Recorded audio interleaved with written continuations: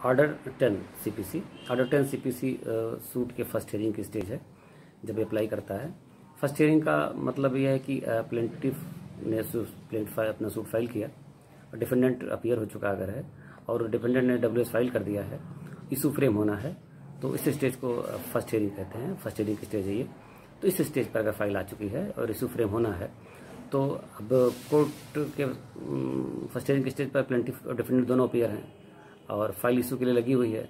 अब इस स्टेज पर कोर्ट को एग्जामिन करना है पार्टीज से ऑर्डर 10 रूल 1 में कि प्लेंटिफ ने जो फैक्ट के बारे में अपने प्लेंट में एलिगेशन किया है और डिफेंडेंट ने अपने डब्ल्यूएस में जो फैक्ट के बारे में एलिगेशन किया है, वो एलिगेशन प्लेंटिफ ने प्लेंट के एलिगेशन को, डिफेंडेंट अपने डब्ल्यूएस के एलिगेशन को एडमिट करते हैं या डिनाई करते हैं। ये एग्जामिन करेगी कोर्ट ऑर्डर 10 रूल 1 में।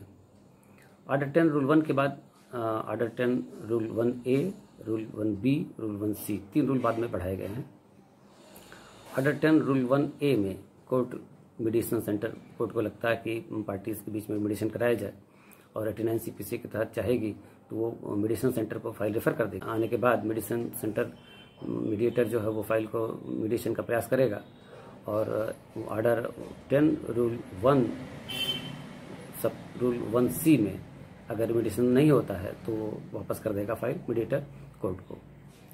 तो ये जो नया प्रोविजन बढ़ाया गया है ऑर्डर 10 का रूल 1 का सब रूल 1A, सब रूल 1B, सब रूल 1C, ये 3 रूल ABC जो हैं ये बढ़ाए गए हैं इस पर्पज़ के लिए कि फाइल मीडिएशन में जाए और मीडिएशन का प्रयास किया जाए।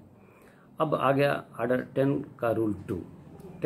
ऑर्डर 10 का रूल 2 जो है वो कोर्ट की इंक्वायरी के लिए है, एग्जामिनेशन करेगी पार्टीज का। और यहाँ जो पर्पज़ है 10 रूल 2 में इंक्वायरी एग्जामिन करने का पार्टीज को, ये इसका उद्देश्य है कि मैटर इन इशू जो है, मैटर इन कंट्रोवर्सी पार्टीज के बीच में जो है उसके बारे में कोर्ट इंक्वायरी करेगी पार्टीज की। और अगर पार्टी अपीयर है खुद तो पार्टी की, या उसकी काउंसिल है तो काउंसिल की, तो उसके बारे में इंक्वायरी कर सकती है। और यहाँ ये ऑर्डर 10 रूल 1 में जो था वो पार्टी की प्लीडिंग के जो फैक्ट एलेज किए थे उसके बारे में एग्जामिनेशन करने का राइट था। यहाँ मैटर इन कंट्रोवर्सी पार्टीज की जो है वो 10 रूल 2 में मैटर इन कंट्रोवर्सी जो पार्टीज में है उसके बारे में एग्जामिन करेगी कोर्ट पार्टीज से या उसके काउंसिल से।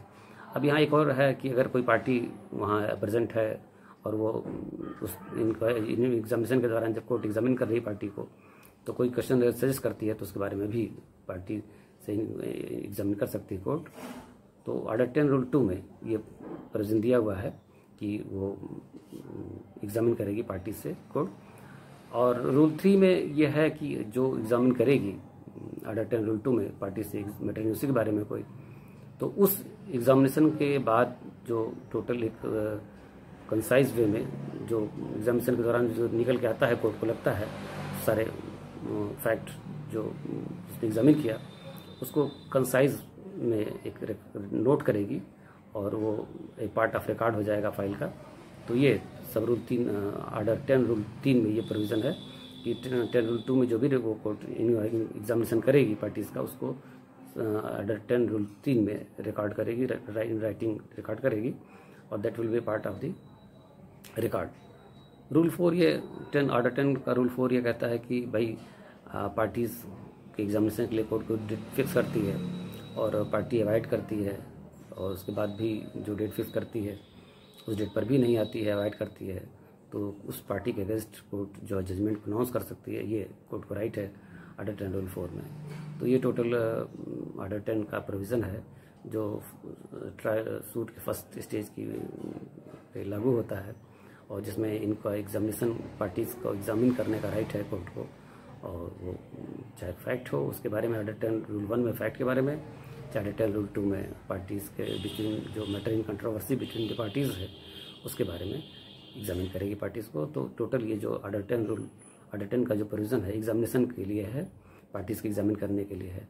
लेकिन इसका कहीं ये मतलब ना समझा जाए कि इसमें जो एग्जामिन कर रही कोर्ट ये स्टेटमेंट हो गया पार्टीज का, इसको बतौर बयान पढ़ा जाएगा, क्योंकि ये भी जो भी इंक्वायरी ऑर्डर 10 में होती है ये ऑन ओथ स्टेटमेंट नहीं होता पार्टीज का। तो ये बिल्कुल डिफरेंट है, इसको कतई ना समझा जाए कि जो इसमें रिकॉर्ड हो गया वो पार्टी का ऑन ओथ स्टेटमेंट माना जाएगा, क्लियर रहा है कि ये कतई स्टेटमेंट पार्टीज का स्टेटमेंट अनुरोध नहीं है, ये सिर्फ एक इंक्वायरी है। और इस ऑर्डर 10 रूल 3 में जो रिकॉर्ड करेगी कोर्ट, वो सिर्फ एक रिकॉर्ड है और कतई एविडेंस का पार्ट नहीं माना जाएगा। That's all. Thank you.